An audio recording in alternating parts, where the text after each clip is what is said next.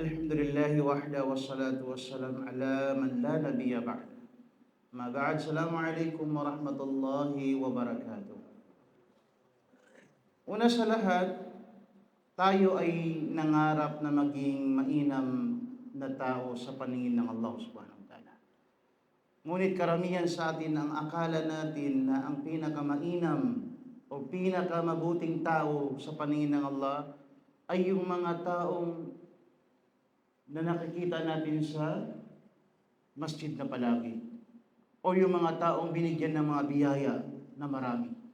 Ngunit sa ating kalaman ay ito ay salungat sa mga katuruan ng mahal na propeta sallallahu alaihi wasallam. Dahil ang pinakamainam na tao sa paningin ng Allah ay yung mga taong nabanggit sa hadis ng mahal na sugo sallallahu alaihi wasallam. An Abdullah ibn Amr radhiyallahu anhu qala qila ya Rasulullah ayyun nasi afdal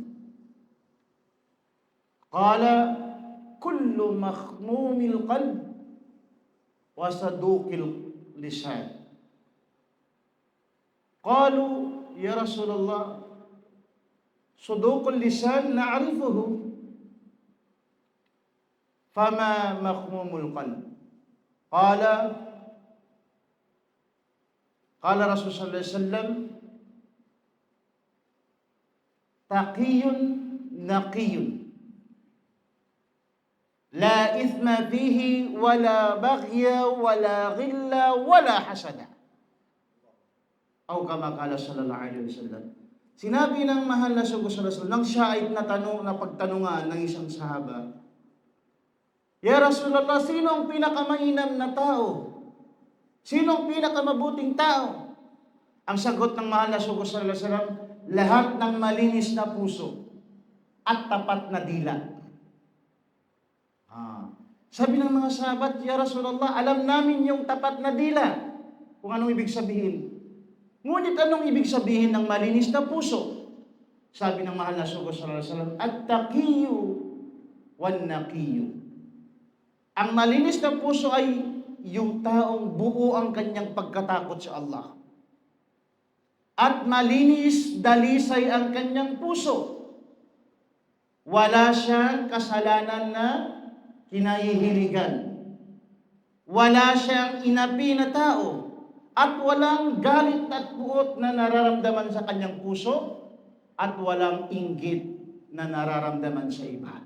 Yun ang ibig sabihin ng makhmumul qalb.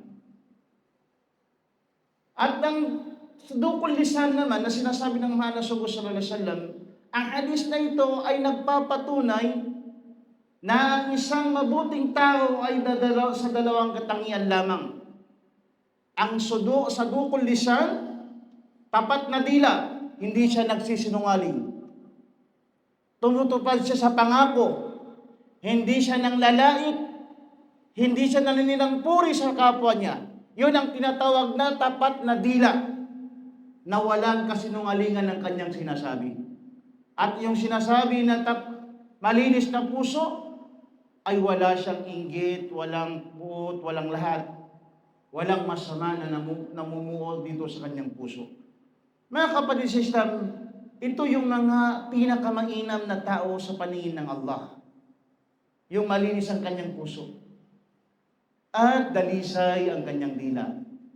Naway inshallah, ipabilang tayo ng Allah sa mga taong may dalang kabutihan na katangian na binanggit ng mahal na sugo sallallahu alaihi wasallam at isapamuhay natin ang turo ng mahal na sugo sallallahu alaihi wasallam.